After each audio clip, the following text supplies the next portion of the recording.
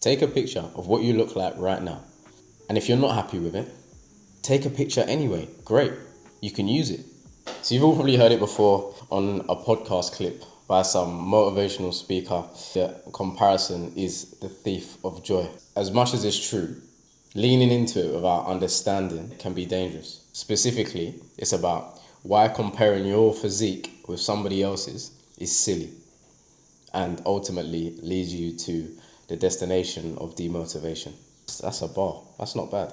So I want you to imagine you've got a 5'5" basketball player. Not me. I'm 5'6".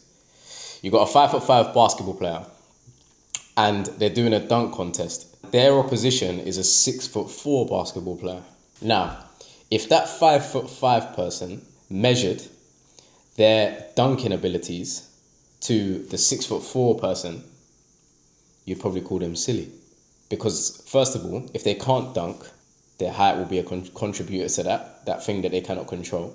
And also, if they can dunk, you'd be like, wait, and make you think, how on earth is that possible?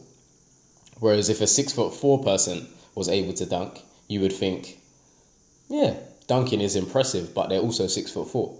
So it makes more sense. Now, understand I've used a height comparison because we cannot control our height.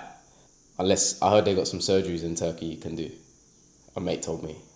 But anyways, so say we was to compare those two people, your 5'5" basketball player and your 6'4" basketball player.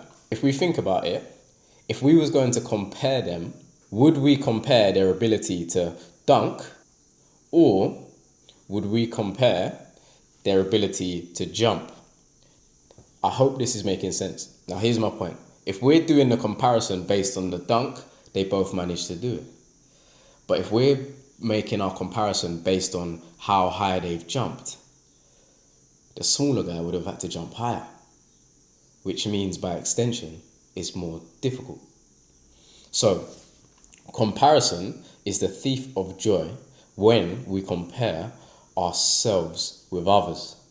However, comparison, when we're using it in the right way, is an extremely powerful tool and extremely helpful for us to keep us on track. Comparison against other people will be the thief of joy.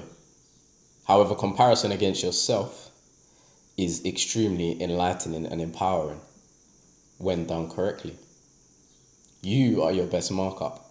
So to bring this back to the world of physique and health, understand this. We scroll every day aimlessly. So we see a picture of someone in incredible shape and we can set a target based on what they look like. A lot of these people on social media that are posting, especially these bodybuilders that are posting these pictures and videos of themselves, first of all, they're in the top percentile of genetics, which I'll make a separate video on another time. But that basically means they have the lowest possible fat cells and the highest possible muscle production, which means even if they didn't eat fantastically well or train fantastically well, they would still be in quite good shape. Add on top of that, them training a bit and eating well. Add on top of that, the hired photographer that they have, plus the fact they're probably fasted for 24 hours or a period of time to get rid of the water weight in between their muscles to make them look even more shredded.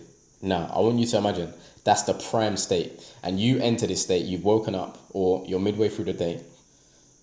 The lighting's not fantastic, your genetics are not fantastic, and you've looked in the mirror and thought, I'm so far away from this person, I'm not going to be able to make it. That is an extremely discouraging feeling and demotivating. If we've convinced ourselves that we're never going to be able to achieve our dream physique, then why on earth are we going to try to achieve it? Before being critical with yourself, compare yourself with yourself. And then in a month's time, after trying to do the right things, take another picture. At the same time of the day, in the same lighting, in the same room. Really, really important that you do that. Then a month later, take another picture. Or weeks. Take a picture a week. And compare your progress to your pictures. And if you're constantly looking at these same pictures of yourself and you're not seeing any progress, well then you know categorically that you are doing something wrong. So that now you can go back to the drawing board, watch a couple more videos, plan something, and then execute it, and then analyze, reflect what's working, what's not working. But all of these action points come after the foundation of comparing yourself to yourself. I hope this is making sense. Now, going back to the basketball analogy, if you've been progressing really well, what you'll see how far you've jumped off the ground. Does that make sense? And if you haven't been progressing really well, you'll see that you haven't jumped off the ground that far. It's about the jump. It's about the distance traveled. You cannot track the jump, nor can you track the distance traveled if you are comparing yourself with somebody else. I'll be completely transparent. The reason I know this vividly is because for years, my wallpaper was people like Ronaldo, who is a professional athlete and dedicates 12, 14, 16 hours of his waking day to being in fantastic physical condition in order to help out with his sport. He has the best photographers, the best lighting, the best conditions, fantastic genetics. And I'm sitting there as my 12, 13-year-old self with my belly out, thinking, I've been trying for a month, why don't I look like this? That's unreasonable. Achieving exceptional results is not easy, however, it is simple, if that makes sense. And knowing how to simplify things gets you to that exceptional space a lot quicker. But yeah, man, love. Until the next one.